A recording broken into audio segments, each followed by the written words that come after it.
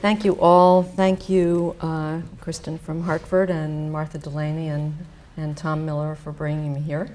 I'm really pleased to be here, and I hope what I have to say to you is interesting and relevant. Like most of you sitting here, I'm the mother of a child with a disability.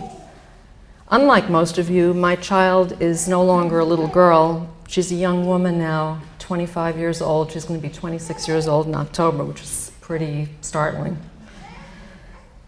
So I'm going to tell you something about my journey as her parent and something about why I ended up writing two of these Rachel books.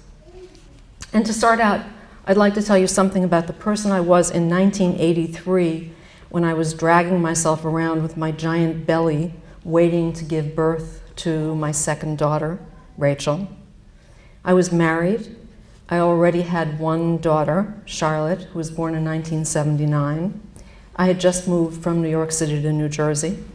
It's hard for some of you to believe this, but I am by nature a quiet person. If somebody did a pie chart of my personality, probably it would be like 75% introverted and 25% extroverted. In other words, by nature, I'm not a natural advocate. I was a writer of fiction in those days. I had a first novel that had just been published, and fiction was pretty much all I read and all I was interested in writing.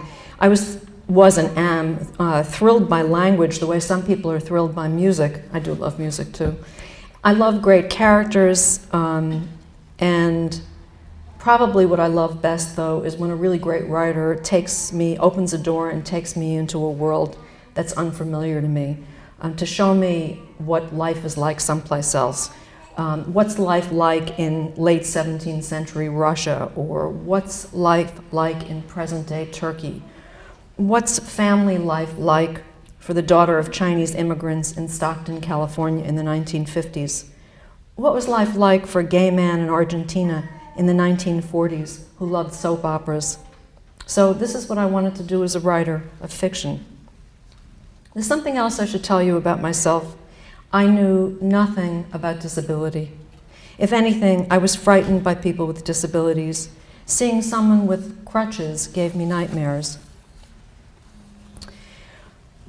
As for the kids in my school when I was young who were shunted into a room down the hall, the special ed kids, I don't think that I ever called them any names, but I never made eye contact with any of them. I never said hello to a single boy or girl. On some level, as a child, I don't think I thought of these children as human. Of course, in my defense, at this time, 90% of all children with developmental disabilities were languishing in institutions. We didn't see them. We didn't have familiarity with them because they were hidden away. I thought of myself as a person without prejudices, with no ethnic or racial prejudices, but this is who I was in 1983 when I was pregnant with my second daughter, Rachel. She was beautiful at birth. She had terrific APGAR scores. She seemed the picture of health. But she didn't track moving objects with her eyes, which worried my husband, who was a biologist with a special interest in vision. When she was about 6 weeks old, he went to a conference in Sarasota, and he started to talk to one of the researchers who was presenting a poster to find out if he should be concerned that she wasn't tracking moving objects at 6 weeks, and she said yes. And so she was less than 2 months old when she was diagnosed by a neuro-ophthalmologist as having optic nerve hypoplasia. At that time, in that initial visit, we were told that she was blind, that she might have some light and shadow, but we shouldn't hope for more. It wasn't until she had a CT scan, and this was before MRIs were used for children, so CT scan was the best that could be offered to rule out the possibility that she had a tumor, that we were told that there were associated disorders with optic nerve hypoplasia, things like seizure and something that was called intellectual impairment. And so during this period of time, we had to wait to find out if she would have any vision, and if so, how much, how usable, if she would have a seizure disorder, and if she would have this thing called intellectual impairment, and if so, how impaired it would be. And I have to say, I didn't actually know what intellectual impairment was. I thought maybe, yeah, she won't go to college, or, you know, whatever. I didn't know what it was, really. I didn't fully register it. It didn't make a difference because I cried a lot. For the first weeks after Rachel's birth, the only part of the world that existed for me was the visual part. Flowers, trees, art, all that I saw and she would not, took on a terrible poignancy. I tried not to cry because there was another child in my house who I really loved dearly, and a husband I loved, and I wanted badly to hold on to some happiness.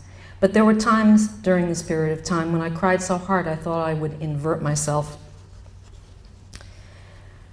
Despite my attempts to keep some sunshine and laughter in our house, there was so much tumult in our lives at this time that later I used to say that it was as if Rachel's birth was like a hurricane that whipped through our house, blowing down our walls and ceilings, damaging Paul and Charlotte and me, the relationships we had with each other, this lovely, fragile thing we called our family.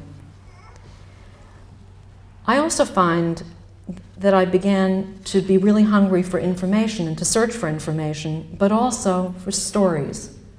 Believe it or not, this will also shock some of you, in 1983 there was no internet. Isn't that amazing to believe that? There was no internet.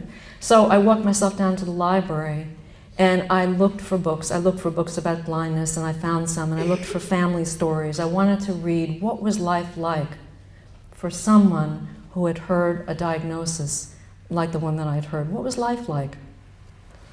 And my husband downloaded all of the research papers he could find on optic nerve hypoplasia. He found 13, and we read those.